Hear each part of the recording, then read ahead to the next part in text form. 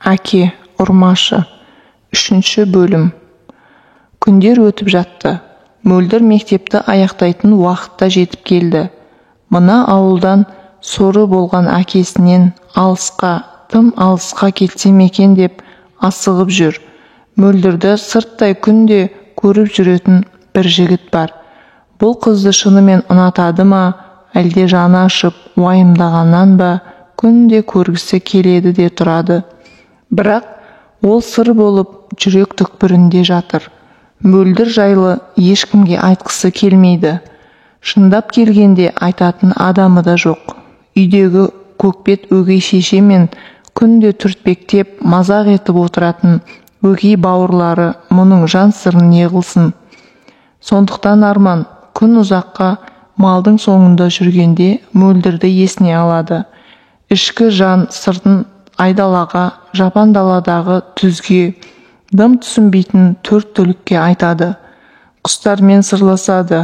Кешкілік мал өрістен қайтар уақытты асыға күтеді. Себебі мұны бірінші болып Мөлдір күтіп тұрады. Қаннен қаперсіз өз сиырын пададан айырып үйіне айдап кетеді. «Сәлем Арман» деп амандасқан жылы сөзін қайта-қайта тыңдағысы келеді. Сол үшін асығады. Бүгін де асығып келеді. Ауылға жақындады. Жүрегі дүрсілдеп, Мөлдір бүгін тағы да басқа сөздер айтар мекен деп үміттеніп келеді. Бірақ асығып жеткенде Мөлдір көшенің басынан көріне қоймады. Тіпті есік алдына дейін сиырын айдап барды. Қақпа жабық тұр. Мөлдір жоқ. Іштей уайымдап тұр. Әкесі ерте келіп шығармай қойды екен әлде. Атының басын бұра бергенде қақпа ашылып, бір көзі бұлаудай болып қанталап ісіп тұрған Қалима апайды көрді.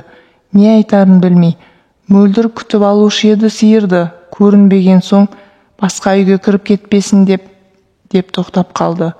«Рахмет айналайын, Мөлдір үйде еді» деді де Қалима апай сиырын айдап үйіне кірді де қақпаны жауып алды. Біраз тосылып тұрған Арман артқа қайтты. Жол жөнекей Мөлдірді ойлап келеді. Не болды екен? Жағдайы дұрыс па екен? Тағы да таяқтың астында қалды ма? Ойланып кеткен Арман үйіне қалай жеткенінде байқамай қалды. Өгей шешенің шәңкілдеген даусынан есін жиды.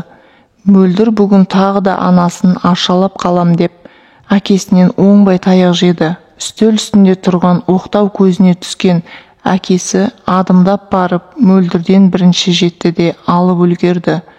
Негізі бұл үйде ондай қатты, ауыр, қауіпті заттарды тығып жүру әдетке айналғаны қашан. Кез келген уақытта әкесінің қолына түссе, лақтырып немесе ұрып жіберуі мүмкін. Талай таяқтың куәсі болған Мөлдір оны жақсы біледі. Сондай бір күні Мөлдір мектепті аяқтап қалаға анам мен інімді әкетем деп жүргенде аяқ астынан өте қиын жағдай орын алды. Сабақты жақсы аяқтаған ол оқуға түсуге де ынтасы болмай құжаттарын анасына алғызды. Анасы сонымен қоса жұмыстан шығуға да арыз жазып келді.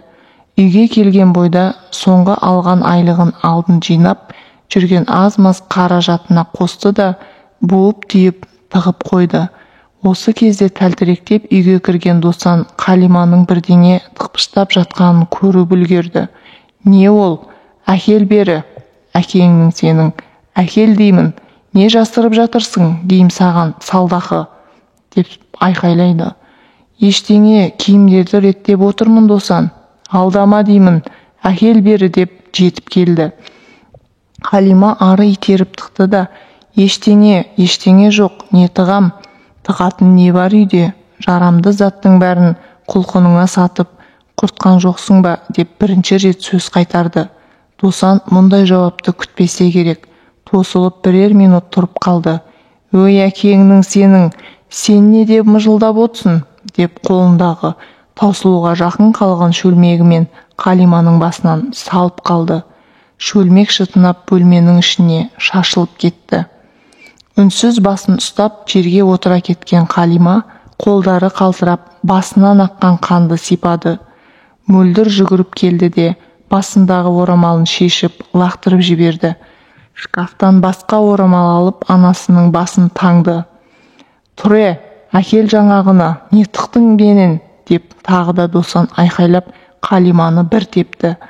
Бүйрегі солқ ете қалған Қалима күйініп кетті. Орнынан атып тұрды да Досанды бар күшімен итеріп жіберді. Өліп тынбадың, мені өлтірмедің хайуан!» деп айғайлады. «Ой әкеңнің, көрсетейін саған өлгенді!» деп Досан орнынан тұрып, Қалиманы жұлқылап далаға сүйреп шықты. Апыл-ғұпыл жан-жағына қарады да мал қораның жанында тұрған айырға көзі түсті. Тәлтіректеп тұрса да барып алып келді. Мөлдір қорыққанынан анасын тұрғызып қақпаға қарай сүйрей жөнелді. Артынан жетіп үлгерген Досан Қалиманың желкесінен сәл төмен тура жүрек тұсына айырды сұғып алды. Мөлдір бұрылып үлгерген жоқ, Қалима сылқ түсті.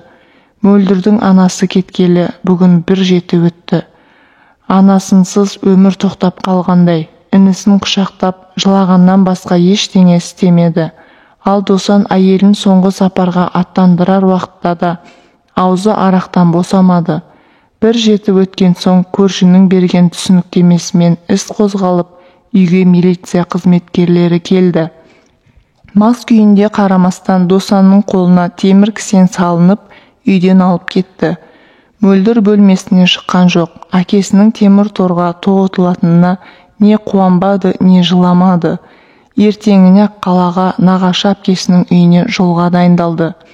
Анасының тыққан ақшасын алды да ертеңіне інісін алып автобус бекетіне келді. Алланың құдіретін көрмейсіз бе? Автобустың соңғы орнында Арман отыр. Мөлдір тап бір жақын адамын көргендей жылап жіберді. Арман да түсінбей орнынан тұрып Мөлдірге қарай жүрді. «Сәлем Мөлдір, қалың қалай? Анаңның иманын берсін, артық қайырлы болсын. Естсем де бара алмадым, менің жағдайымды өзің де білесің ғой», деді. «Рахмет, ренжімеймін ғой саған Арман. Жол болсын. Қалаға нағашы әпкем шақырды. Енді мұнда не қалды дейсің? Анамның зиратынан басқа. Тек келіп Құран бағыштап қана кете аламыз. Айдын екеуміз мүмкін келмейтін де шығармыз енді», деді. «Үйлерің ше?» «Білмеймін, айтпақшы, өзің қайда шықтың?» «Менің өмірімде жетісіп тұрған жоқ қой, анамнан ерте айырылдым. Әкем қайта үйленді, бірақ мені өгейдің қолына қаратып, ол да мені тастап кетті. Содан бері өзің көріп жүрсің ғой өмірімді құлша жұмсайды. Енді өзінің балалары жетілгенде мені қажетсіз заттай сыртқа тепті. Ағайындар жиналып, үйлендіріп, бөлек отау қыл деп еді. Шешем артық шығын шығарғысы келмеді ме? Білмеймін, мені өтірік ұры қылып үйінен қуып шықты. Қалай сонда? Ұрламасаң қалай ұры дейді? Үйінде ақша жоғалып, менің мойныма салып жіберді. Кейін білдім, ақша ұрланбаған, өзі тығып қойыпты. Менен құтылудың жолы. Не деген арсыздық. Солай. Қалаға өз күнімді өзім көруге кетіп барам. Мен де енді келмейтін шығармын мұнда». Мөлдір үнсіз қалды. Әркім өз ойымен болып кетті. Тек автобус теңселіп орнынан қозғалғанда барып, үшеуі де селк етіп бір-біріне қарады. Осылай үнсіз отырып, таң ата қалаға да жетті. Інісі Айдын бәрібір балалық қылады. Түн қараңғылығы қоюланғанда тамаққа тойып алды да әпкесінің иығына басын қойып ұйықтап кетті. Содан тырп етпей қалаға жеткенше оянбады. Інісінің тәтті ұйқысын бұзғысы келмеді ме? Мөлдір де қалғып мүлгігені болмаса қимылдамады. Тек Арман ғана көз ілмеді. Енді қалада ешбір танысы жоқ, ешкімі жоқ, қаражаты да тапшы, қайда барады? Қаланың жөн жосығын, ойдым-қырдым жолын да білмейді. Ойланып отырып көзі Мөлдірге түсіп кетеді. Басқа жұрт бетіндегі үлкен шырамға қарап тіксініп қалса, Арман сон тыртығымен ұнататын. Тыртықты көрсе жүрегі елжіреп, Мөлдірге не жаны ашығанын, не ұнатқанын айыра алмай дал болады. Бірақ жүрегі дүрсілдеп, алып ұшып кетеді. Қазір де тыртығына қарап отыр. Терезеден айдың сәулесі түсіп, Мөлдірдің жүзі анық көрінеді. Шашы бетін жауып қалыпты. Ақырын келіп шашын артқа жіберді. Әбден қорқып үйренген Мөлдір селк ете қалды. Арманды көріп күлімсіреп қайта ұйқыға кетті. Қалаға келген соң мөлдір нағашы әпкесін күтіп тұрғанын көріп қуанып кетті. Ал Арман қипақтап не істерін білмей тұрып қалды. Әпкең жол сілтей алар ма екен, жұмысты қайдан іздесем болады, және арзандау пәтер болса, дейді. Қазір сұрап көрейін. Мөлдірдің әпкесі Арманды да үйіне алып кетті. Бүгін сонда болып, ертең күйеуінің қол астында жұмысшы етіп жібермекші. Осылайша әпкесінің ұлы мен қызын қолына алған Қалиманың сіңілісі бір шама уақыт өткен соң ауылға барып, Айдынның құжаттарын алып қайтты. Қаладағы мектепке жайғастырмақшы, ал үйін сатуға қоймақшы еді.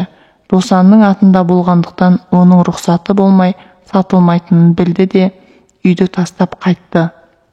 Мүмкін Айдын есейіп ауылда тұруды да жөн көрсе, қажет болар деп қойды.